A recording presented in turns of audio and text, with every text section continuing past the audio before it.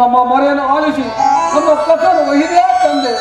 ನೀವು ನಮ್ಮ ಮೇಲೆ ಇಟ್ಟಿರುವ ಪ್ರೀತಿ ಪ್ರೇಮ ಅಪಾರವಾಗಿದೆ ಸರಿದೇವ. ಧರ್ಮನಂದನ, ನನ್ನ ನೇಕೆಯ ಇಷ್ಟೊಂದು ಕೊಂಡಾಡುತ್ತಿರುವೆ. ಕರ್ತವ್ಯ ಪರಿಪಾಲನೆ ನನ್ನ ಮುಖ್ಯ ಉದ್ದೇಶ. ಅದು ಹತ್ತಿರಲಿ.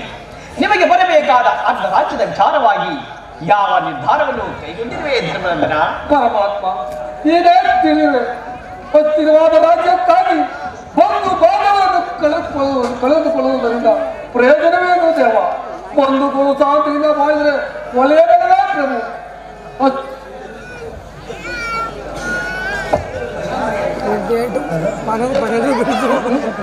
ಯುದ್ಧದಂತೆ ಶಾಂತಿಯನ್ನು ಸಿಡಿದು ಯುದ್ಧವೆಂಬ ಬಾಯಿಯ ಸುತ್ತಾಗಿದೆ. ಕಲುಬುಜಾದ ಭೂಮಾತೆಯ ಸ್ಥಿರದಲ್ಲಿ ಎಪ್ಪು ಕಟ್ಟಿದ ರಕ್ತದ ಕಣಗಳನ್ನು ಅದ್ಯಾವದಲ್ಲಿ ತೊಳೆದು ಪವಿತ್ರಗೊಳಿಸಲಿ ನೀನೇ ಹೇಳು ದೇವ, ನೀನೇ ಹೇಳು. ಆದ್ದರಿಂದ ನೀವು ನಮ್ಮ ಸಂಧಾರಿಯಾಗಿ ಮತ್ತೊಂದು ಸಾರಿ ಆ ದುರ್ಯೋಧನ ಬಳಿಗೆ ಹೋಗಿ ಶಾಂತಿ ಸಂಧಾನಕ್ಕೆ ಪ್ರಯತ್ನಿಸೋ ಪರಮಾತ್ಮ. ಈ ಯುದ್ಧವು ಬೇಡ ಪರಮಾತ್ಮ, ಯುದ್ಧವು ಬೇಡ. ಸತ್ಪುರುಷರ ಹೃದಯ ಮಂದಿರ ದುಷ್ಟರ ದುರಾಚಾರಗಳಿಂದ ಅಪವಿತ್ರವಾಗಬಾರದೆಂಬ ಪವಿತ್ರ ಬೋಧೆ. ಧರ್ಮನಂದನ, ನಿನ್ನ ಧರ್ಮ ಸಮ್ಮತವೇನು?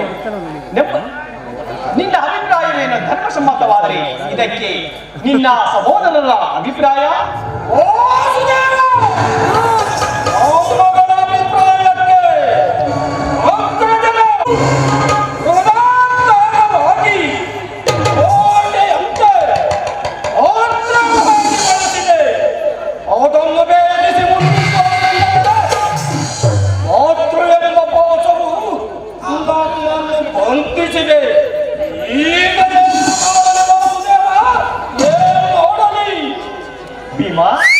ಭೀಮಾ, ನೀನು ಸತ್ತಿಗೆ ಒಪ್ಪಿದಂತೆ ಹೇಳಿ ಈ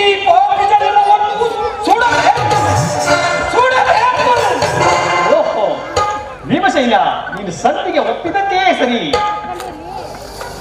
ಅರ್ಜುನ, ಇದಕ್ಕೆ ನಿನ್ನ ಅಭಿಪ್ರಾಯ?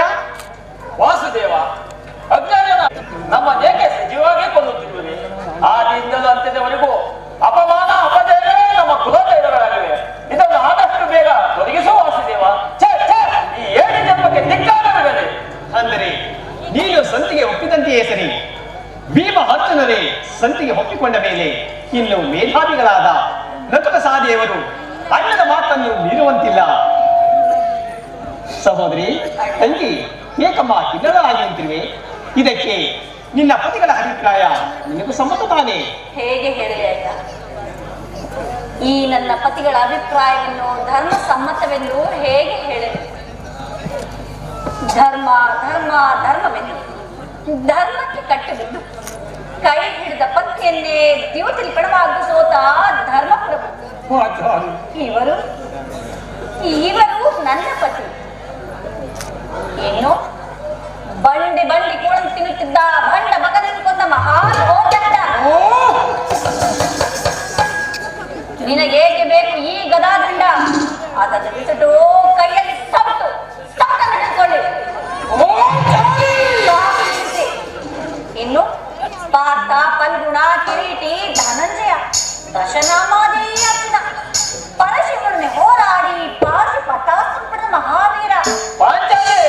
ನಿನಗೇಕೆ ಬೇಕು ಈ ಗಾಂಧೀವ? ಅದನ್ನು ಬಿಟ್ಟು ಕೈಗಳಿಗೆ ಬಳೆ ಕಟ್ಟಿಕೊಳ್ಳಿ. ಅಣ್ಣ, ಇವರಾರೂ ನನ್ನ ಪತಿಗಳಲ್ಲ, ನನ್ನ ಪಾಲನ ಮುಖ್ಯ ಸ್ವರೂಪರು. ನನ್ನ ಪ್ರತಿಜ್ಞೆ ಈಡೇರಿಸಿಕೊಳ್ಳಬೇಕಾದ್ರೆ ನಾನೇ ರಣರಂಗದಲ್ಲಿ ರಣಮಾರಿಯಾಗಿ ನನ್ನ ವೈರಿಗಳನ್ನೆಲ್ಲ ನಾಶ ಮಾಡಿ ನನ್ನ ಸೇಡ ತೀರಿಸಿಕೊಳ್ಳುವುದು. ಇಲ್ಲವಾದರೆ ಅಗ್ನಿಯ ಮರದಲ್ಲಿ ಚಲಿಸಲು ನಾನು ಅಗ್ನಿಯಲ್ಲಿಯೇ ಬಿಟ್ಟು ಸಾಯುವೆನು ಅಣ್ಣ. ಸಹೋದರಿ, ಚೆನ್ನಾಯಿತು, ಈಗ ಚೆನ್ನಾಯಿತು. ಸಹೋದರ ಐವರ ಅಭಿಪ್ರಾಯವೇ ಒಂದು, ತಂಗಿ ದ್ರುಪದ ನರೇಂದ್ರ ನಂದಿನಿಯ ಅಭಿಪ್ರಾಯವೇ ಒಂದು, ಅಲ್ಲವೇ ಭೀಮಾ?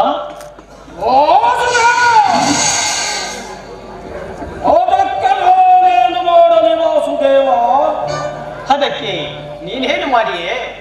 ದ್ರೌಪದಿ ಅಭಿಪ್ರಾಯ ಹೀಗಾಯಿತಲ್ಲ ಎಂದು ಹೇಳಿದನಷ್ಟೇ.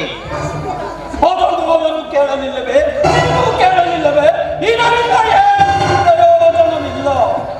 ಪ್ರಯೋಜನವು ಅಪಪ್ರಯೋಜನವು ನನಗೆ ಒಂದೂ ತಿಳಿಯದೆಯ. ಆದರೆ ಸತ್ಯ ಆತ್ಮನಾದರವನ್ನು ಪಾಲಿಸಬೇಕಾದ್ದು ಪತಿಯಾದ ನಿನ್ನ ಕರ್ತವ್ಯವಲ್ಲವೇ ಹೇಳಪ್ಪಾಪತಿ? ಏಕೆ ಉಳಿದ ಮಾಡುವರು ಪತಿಗಳಿಲ್ಲವೇ?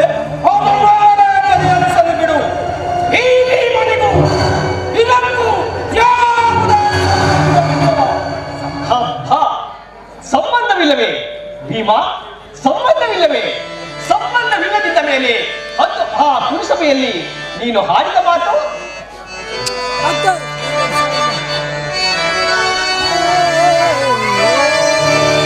ಬಂಡದು ಶಾಸನನ ಗುಂಡಿಗೆಯ ಬಿಸಿರತ್ತಡಿ. ಭೀಮಾ,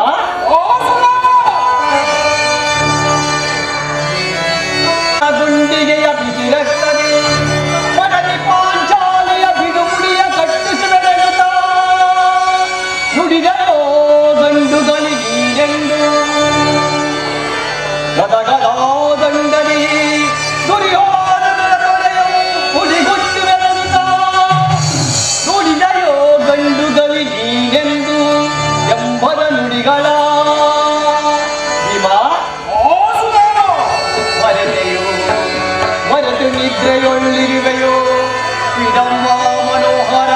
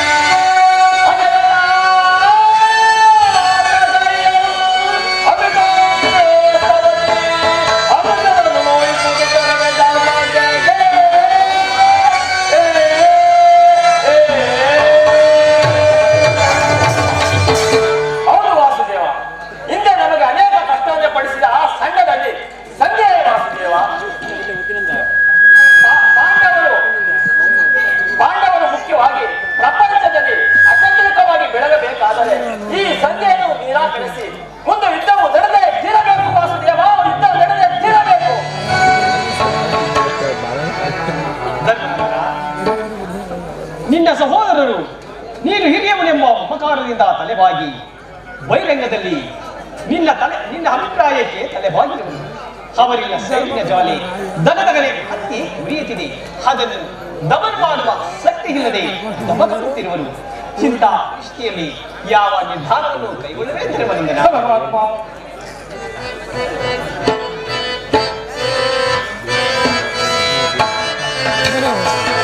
Ano?